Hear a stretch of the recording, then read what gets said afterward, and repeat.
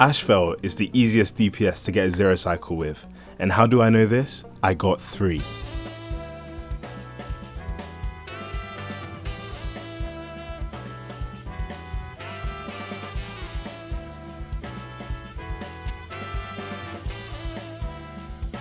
I think there comes a point in every guide maker's lifetime where they actually have to prove to their community that they know how to play the game, and I feel like it's my time to do show and tell. And you're probably wondering, how does a free-to-play player get 3 zero cycles? And it's all down to this guy right here, E0S1 Ashveil, paired alongside the legendary Welt Sustain at E5. So in this video, I'm just going to go through all 3 of my zero cycles to show you guys how I did it, and maybe you can replicate these runs and get your first zero cycle if you haven't got it yet. So let's get right into it. So the first thing you'll notice is that Welt is fast as hell, over 170 speed on Cypher's Light Cone. So he gets a decent amount of damage because you can just spam your skills on this team from Sparkle's spare skill points. So we pull up Ashveil, give him the crit damage buff, then apply our weightless debuff. Survive or will be destroyed. Come on, mate. So now the real damage starts. And we're just getting some more energy for Ashveil and Tribbie. Tribbie's on DDD, so we're going to wait for Ashveil to go first before we trigger the DDD. And now time for a big ultimate. Watch my goat.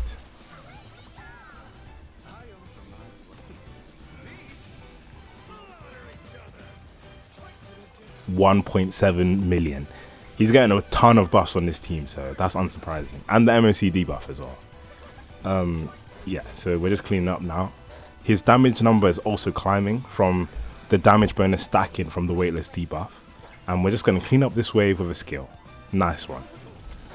So now we get pulled up by Sam, and it just allows us to generate a little bit more energy on our Ashveil, as well as allowing us to refresh all of our debuffs and buffs. And because we're in the bug phase, we want the debuffs to land on the bugs as well, so that they can take more damage. And yep, the ult gives Ashveil his energy, he's able to use his ultimate, and this should clear out most of the bugs. Big ultimate. 2.5 million almost. And that's insane. Like, Ashveil is just, he's so underrated, I think. So there's only 1 bug remaining. We have a Welt skill, clear out all the bugs, and now Sam is vulnerable, so we're able to deal a lot of damage now. And this part was probably the hardest part of the zero cycle, is just getting the right sequence of things so that we get enough triggers of Ashveil's follow-up and get his ultimate in time. So we pull up Ashveil, give him a little bit more energy, give him a little bit more energy with Welt skill, and then we use Tribbie's follow-up attacks to clear up the battle. So 1 follow-up, we get Ashveil's ultimate, and this will be followed by a Tribbie follow-up, and then another Ashveil follow-up, and then a survive will be destroyed. And then another Ashveil follow-up, and then a Tribbie, and then 1 more follow-up. Beautiful. So the reason why I showed off this zero cycle first is because it's the easiest one to replicate, mostly because by the end of the battle, my team was still looking very, very healthy. So that just goes to show that sustaining Welt is real, as long as you know how to play him properly. For the next showcase, I really wanted to feature a 4-star, so I picked Tingyun. And this team is what I like to call the shop team, because technically all of the pieces are available in the shop. You can get Welt and Robin for companion spirits, and you can get Tingyun for undying starlight. But I guess it's still not relatable because of the E4 Welt. But I know that a lot of people have E6 Tingyun and E1 Robin, so if you don't have Tribbie or you're not planning on pulling her, this one's for you. So we're going to start off with an old school Tingyun tech, which is using her ultimate at the start of battle on herself. So this gives us an early DDD, and it also gives us a head start on Tingyun's next ultimate. You might not have noticed, but we actually didn't use Welt's technique at the start of battle, we used Robin's, and this is because we actually want to get hit because we need the energy. So we get hit, get Robin's ultimate, which brings our whole team up. Then we use Welt's ultimate straight away, just to apply our debuffs. We can DDD right after Ashveil's turn. And then now we let go of Ashveil's ultimate. The damage won't be as much as the last showcase, but it should be enough. So we clear out one enemy, one left to go. And my favourite thing about this team in particular is that everyone contributes to the team's DPS in its own way. Like, Welt has his skills, Tingyun has her talent, which does additional damage and gives her basic attack a good amount of damage. Like, watch this, 140k, like that's really good. And then Ashveil has his follow-ups, which cleanly gets us into our next phase. So now Welt applies his debuffs on the bugs, just so that we can get some extra damage from Ashveil. Get Ashveil's ultimate, start clearing out some bugs.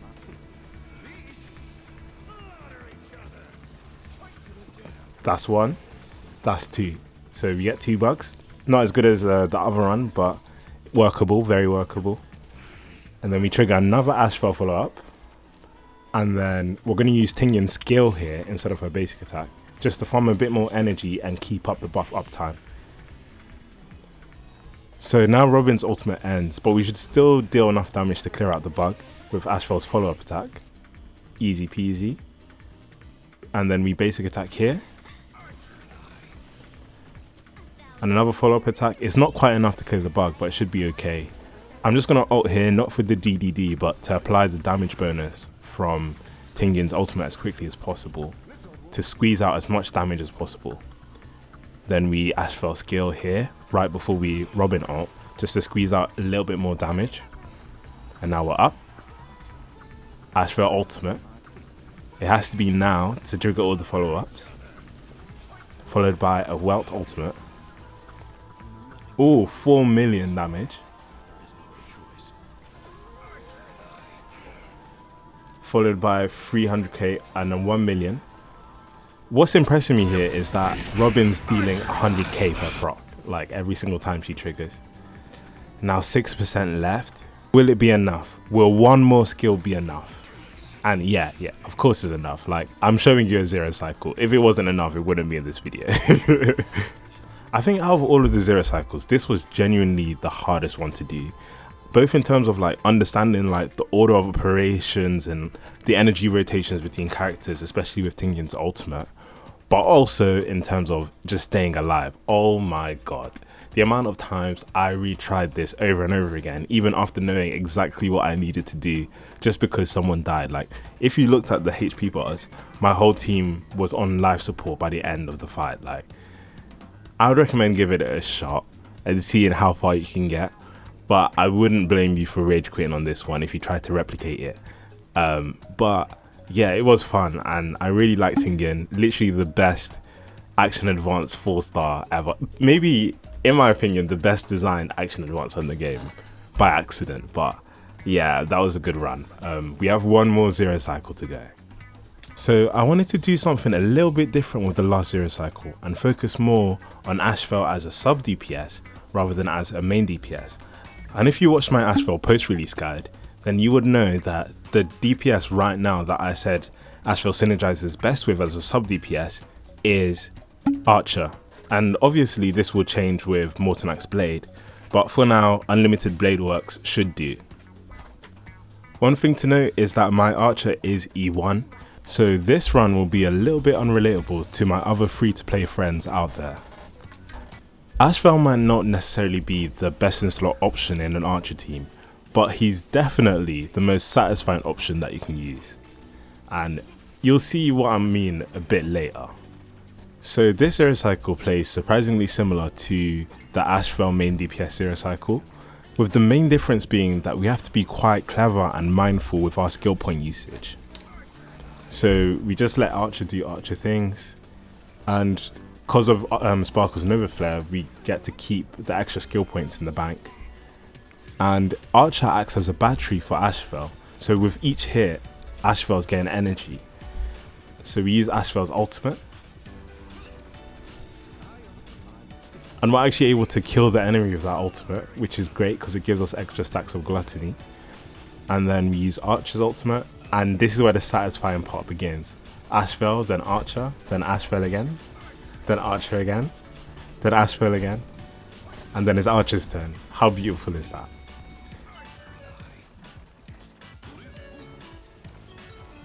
So we use our basic attack on Ashveil because we need to use our skill on Welt to get more energy for his ultimate in the next phase.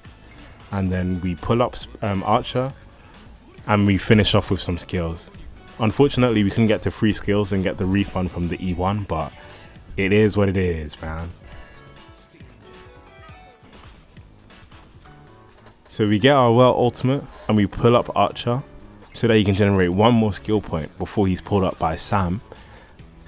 And that means he has enough skill points to do a 3 skill point volley, which gives him the extra 2 skill points as well. So we apply our debuffs. And instead of aiming straight for the bugs, we need to generate our Ashveil ultimate. So Archer needs to aim at Sam. And it's alright because our skill damage increases over time. So it means that we're going to be more deadly against the bugs. Keep in mind that Ashveil is going to be doing a lot less damage to these bugs than usual because he can't crit. The way that this boss works is that one ally is chosen to be like the chosen one, and they can crit against the bugs while everyone else can't crit. So 1 shot, 1 kill. And this is lucky for us because it moves Ashveil's debuff to another bug. And ooh, nice follow-up attacks. And with that, we actually managed to clear out all of the bugs. And we save 1 skill for Sam itself with the vulnerability.